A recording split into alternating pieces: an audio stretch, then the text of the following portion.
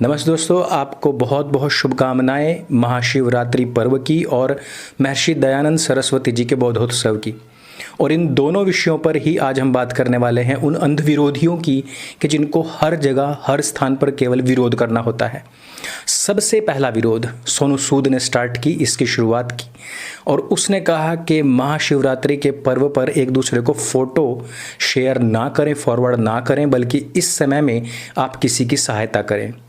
यहाँ पर लोगों का प्रश्न ये था कि कोई भी ग्रीटिंग भेजने के लिए पहले हम शुभकामनाएं देने के लिए किसी के पास पहुंचते थे या फिर चिट्ठियां भेजा करते थे।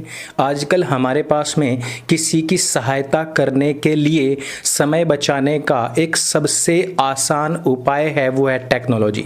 सोनू सूद जिस ट्विटर का इस्तेमाल कर रहे हैं वो एक टेक्नोलॉजी है और उस टेक्नोलॉजी के जरिए वो पूरे भारतवर्ष ही नहीं पूरे विश्व तक पहुँचे और वहाँ से उन्होंने उन लोगों की सहायता ही नहीं की बल्कि उसका खूब गुणगान भी कराया और उसका प्रचार और प्रसार भी किया। अर्थात हमारी परंपरा में एक आ जाता है कि एक हाथ से अगर तुम किसी की सहायता कर रहे हो तो दूसरे हाथ को पता नहीं लगना चाहिए।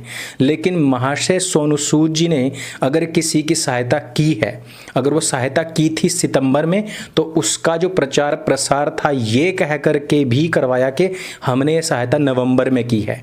नवंबर में आवाज़ उठी और हमने नवंबर में उसको रिजॉल्व कर दिया। पिछले दिनों इस बात के घोटाले के ऊपर काफ़ी सारी चर्चाएं भी हुई हैं और यही नहीं, इस पूरे के पूरे सहायता घोटाले पर काफ़ी सारे प्रश्न भी उठे हैं। उनका कोई उत्तर नहीं दिया गया। लेकिन सीधे सीधे क्या हुआ कि सोनू सूद जी ने यहाँ महाशिवरात्रि पर यह प्रश्न उठा दिया।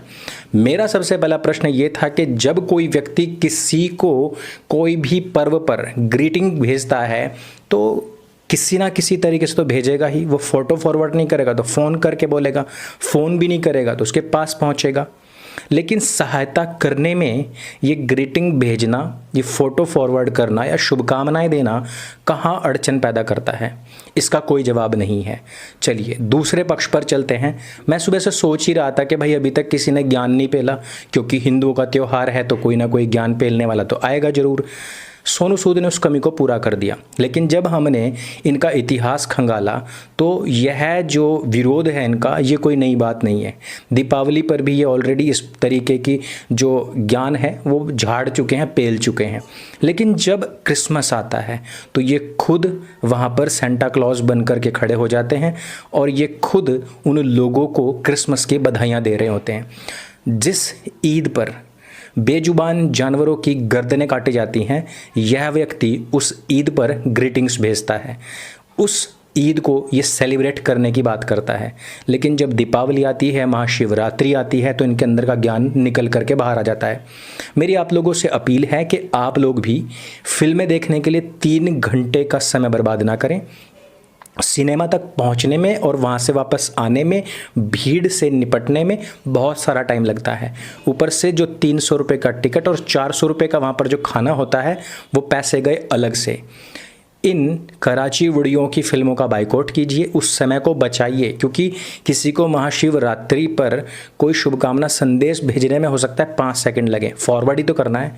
लेकिन यहाँ इनकी फिल्म देखने में पूरा दिन बर्बाद होता है, प्लस आपके हज़ारों रुपये भी लगते हैं। इस सब को छोड़िए और किसी की सहायता कीजिए उस समय में, और उस समय में कुछ ढंग का साहित्य पढ़िए। यदि वीडियो आपको अच्छा लगे और विरोधियों के मुंह पर एक जोरदार तमाचा आप लोग मारना चाहते हैं तो इसको ज़्यादा से ज़्यादा लोगों तक शेयर कीजिए। मेरे संग बोले सत्य सनातन वैदिक धर्म की जय। जय हिंद, वंदे मातरम।